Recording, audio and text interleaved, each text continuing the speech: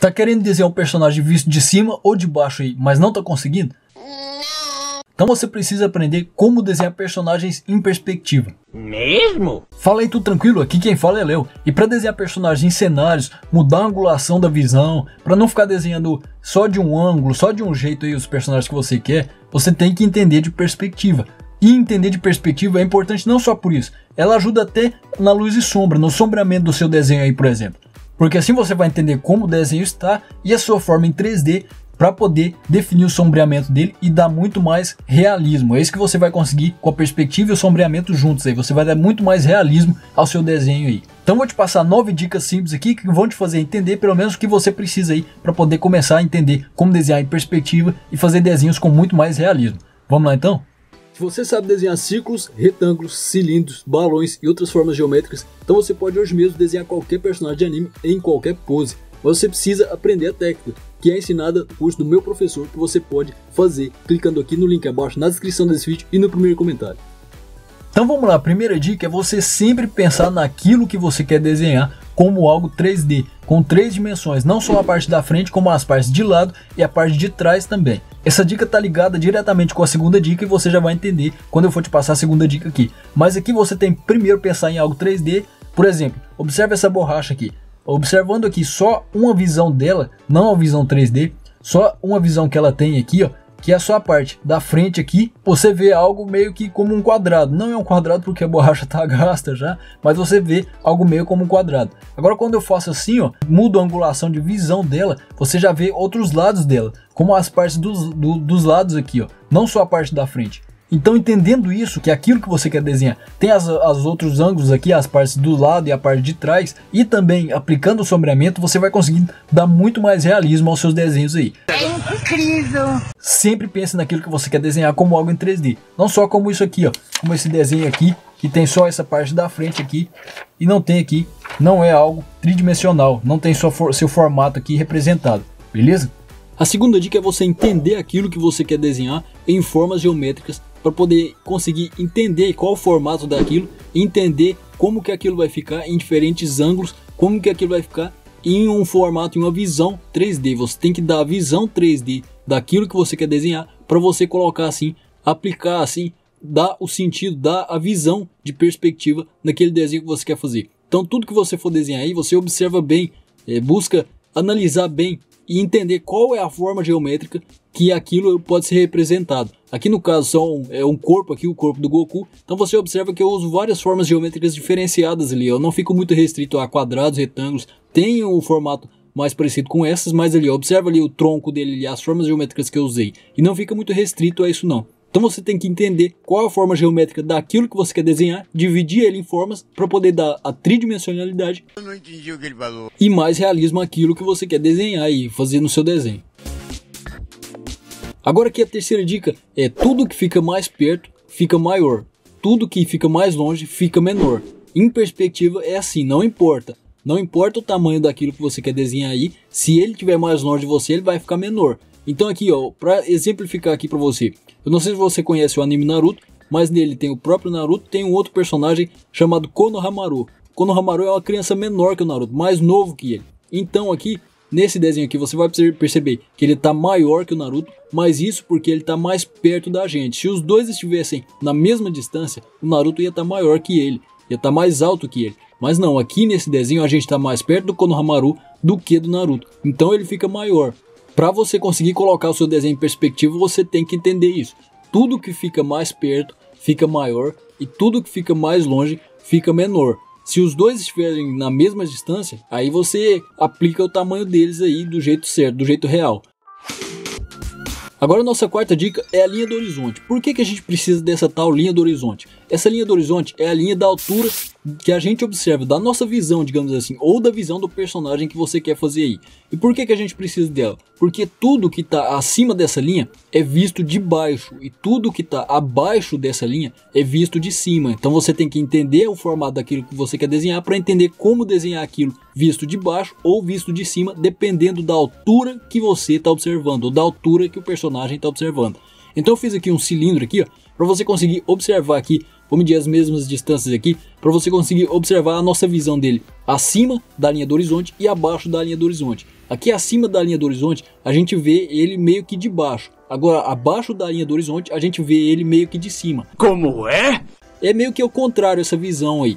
Agora, quando você quer encontrar essa linha do horizonte aí na sua referência ou em alguma foto que você quer desenhar aí, você tem que observar na referência aí algum objeto que esteja reto. É aí nessa altura dessa foto ou dessa referência que vai estar a linha do horizonte. Ou também você pode observar mais ou menos aí na foto, na referência, onde que você começa a ver as partes de baixo das coisas e onde que você começa a ver as partes de cima das coisas no desenho aí. Então ela vai estar sempre alinhada com a nossa visão.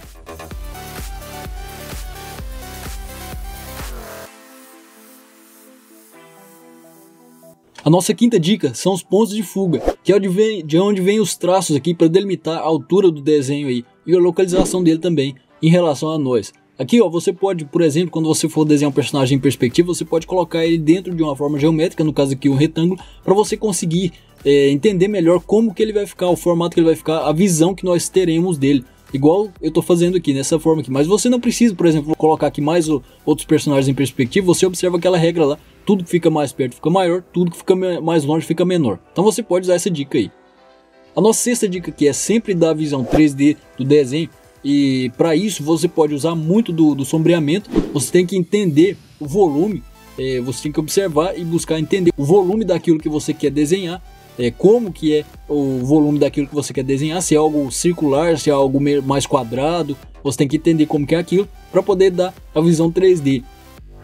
E o sombreamento vai te ajudar muito nisso aqui, ó. Você pode unir a perspectiva com o sombreamento para dar muito mais realismo ao seu desenho aí. Eles podem andar juntos, eles andam juntos assim para dar muito mais realismo ao desenho. Como eu estou fazendo aqui, ó, nesse bonequinho aqui, dando um sombreamento nele aqui para dar uma visão mais 3D dele. A nossa sétima dica aqui é o uso de linhas guia para alinhar cada coisa no seu desenho, como os ombros, por exemplo, os joelhos ali. Caso você queira colocar o personagem em perspectiva aí, você pode usar tanto as linhas, os traços dos pontos de fuga, vindo dos pontos de fuga, como também linhas guia aqui, ó, como essa aqui que eu estou fazendo aqui, para o quadril do personagem, para os ombros dele. Então você acha aí o local de cada coisa que você quer fazer aí, por exemplo, o local do joelho, onde está aqui, nesse local. Então você pode fazer a linha guia aqui para alinhar os dois, deixar os dois na mesma altura. E onde está o local aqui do tornozelo aqui, você pode, depois de achar o local do tornozelo, você faz a linha guia para alinhar cada coisa, para você conseguir garantir pelo menos o mínimo de alinhamento de cada coisa aí que você quer fazer no seu desenho aí.